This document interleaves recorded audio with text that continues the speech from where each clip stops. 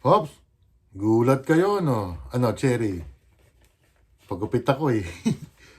Pinaiksian ko na talaga kasi ang mahal ang gupit dito. Grabe. As in mahal. Hindi naman, bagay you earn dollar, you spend dollar. Eh, libre naman to eh. Basta mahal ang gupit dito mga kababayan ko. Good morning, good afternoon, good evening. Welcome sa channel ko po, Tito Nice Vlog. I hope nasa mabuti po kayong kalagayan. Malamig pa rin at araw-araw may sipon ako mga kababayan ko. Pag-usapan po natin yung ito yung allocable pork barrel.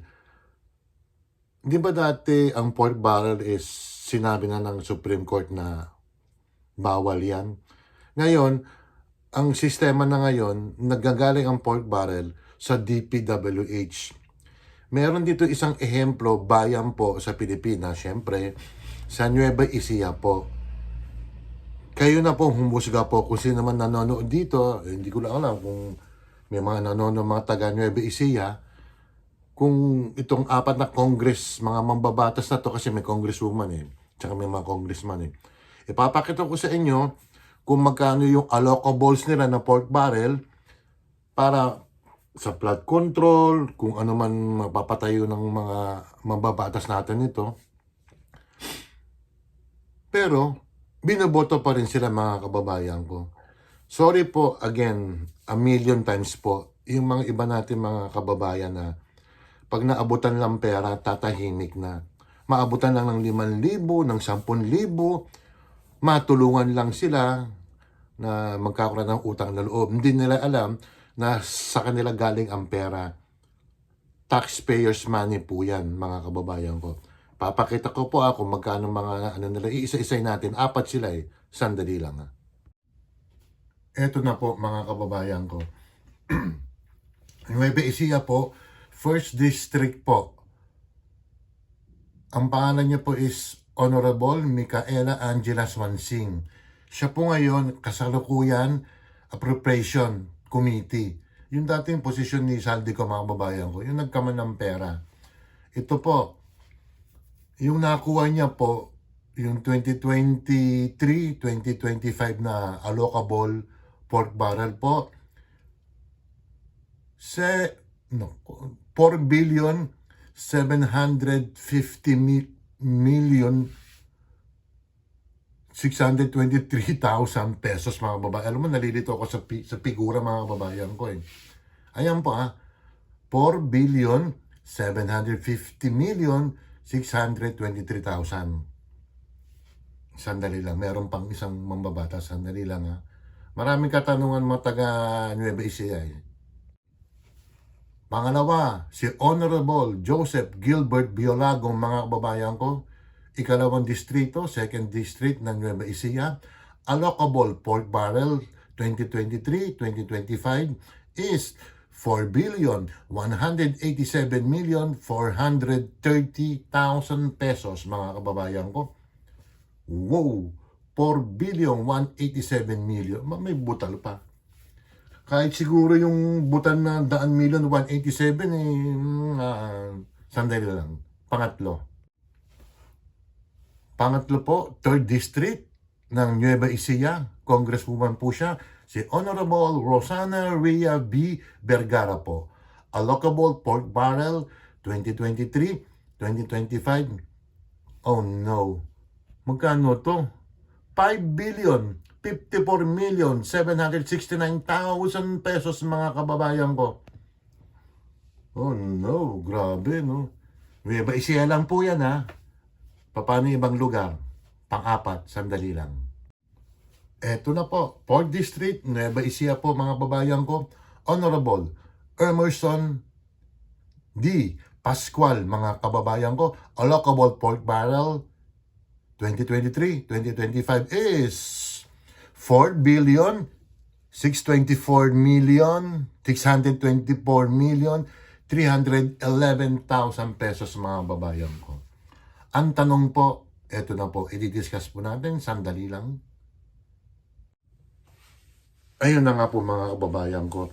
Batay po sa isang, sa mga journalist po na PCIJ po mga kababayan ko, ang kabuuan nito, ang whole total po Yung sa 2023, 2025 na allocable pork barrel mga kababayan ko ng Nueva Ecija is 18 billion po. Nakakalula, di ba? Saan nila dinala po yun?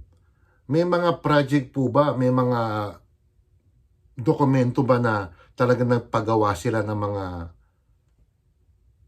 infra, flood control, kalsada? Meron ba? Meron po ba kayo nakita? Yung mga taga-Nueva Ecija dyan, meron ba kayo nakita ng mga magagandang proyekto, mga major projects po ng Nueva Ecija? That is 18 billion pesos po from 2023, 24, 25 po. 3 taon po. Asam po. Oh, yung 4 na mambabatas yan. Sila Swansing, sino pa ba? Swansing, si Biolago, si Vergara, at si Pascual, mga kababayan ko. Saan napunta po yan? Diba? Ayan o. Batay sa mga dokumento, sinuri ng PCIJ, mahigit na 18 bilyong piso ang kabuuan allocable funds na napunta sa 4 na distrito ng Nueva Ecija. Yan, mula 2023, mula 2025 mga babayan ko. Grabe, no? Sa papel, ang ganitong halaga ay sapat upang magbunsod ng malawakang pagbabago, mas maayos ng mga kalsada, tulay, flood control projects at pasilidad pampubliko. Ngunit sa mga bayan ng lungsod ng Nueva Ecija, nananatiling bukas ang tanong ng mga taga-distrito kung saan eksaktong napunta yung mga project. O, bakit hindi explain yan? Bakit hindi imbestigahan ng Blue Ribbon Committee ang mga babayan ko? Bakit hindi imbestigahan ng Kongreso po yan? Yung Accountability Committee ba yun?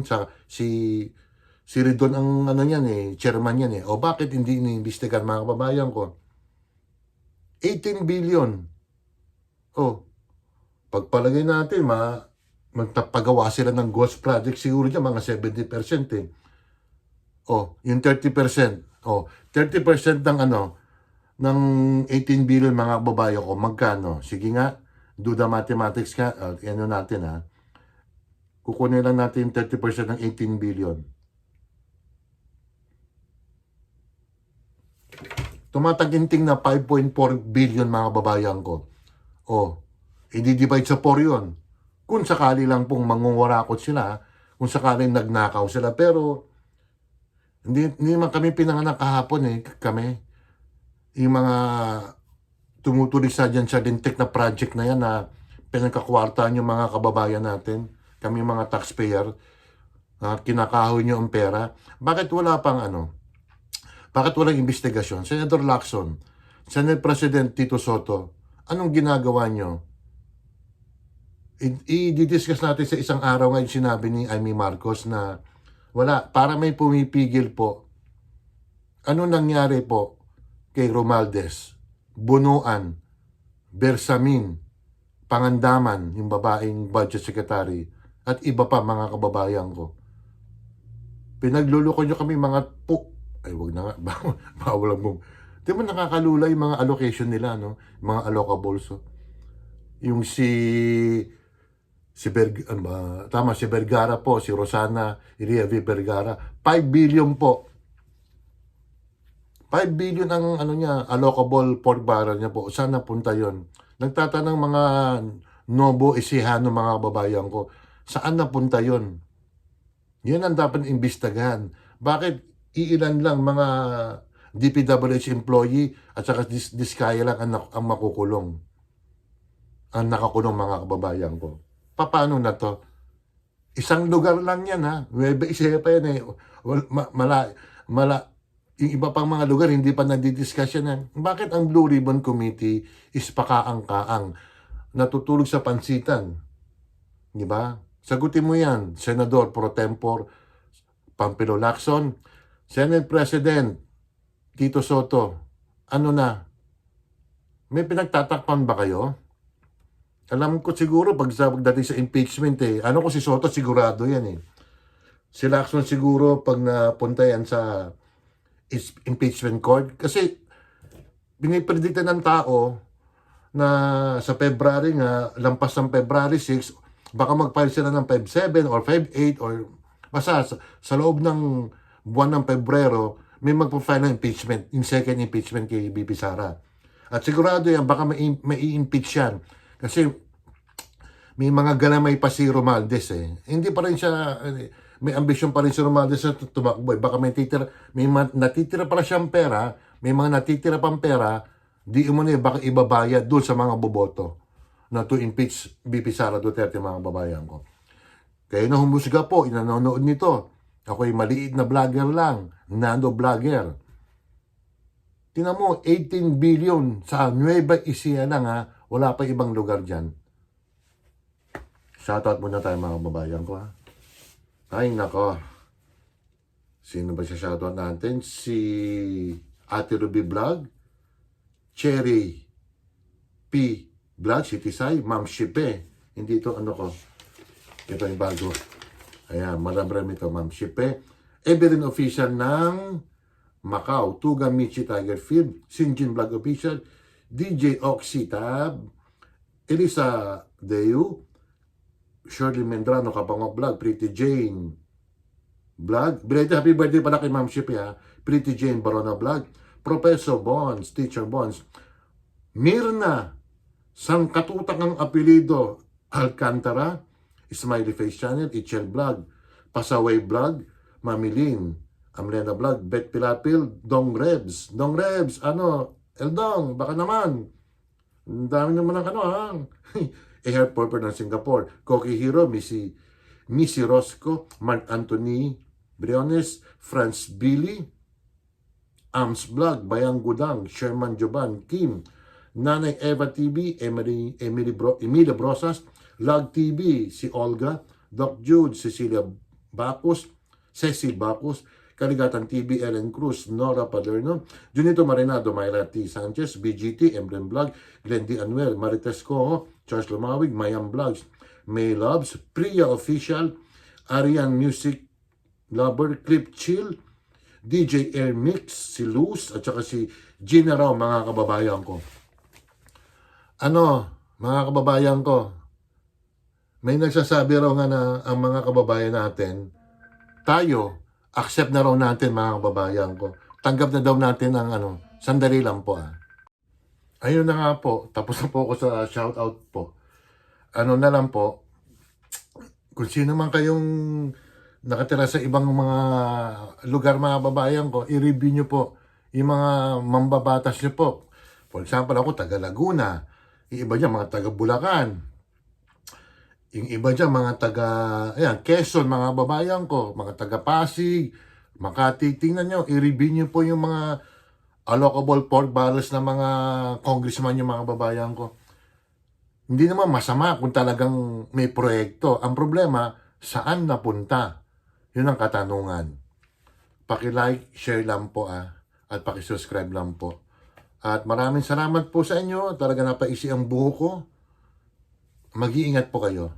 Bye!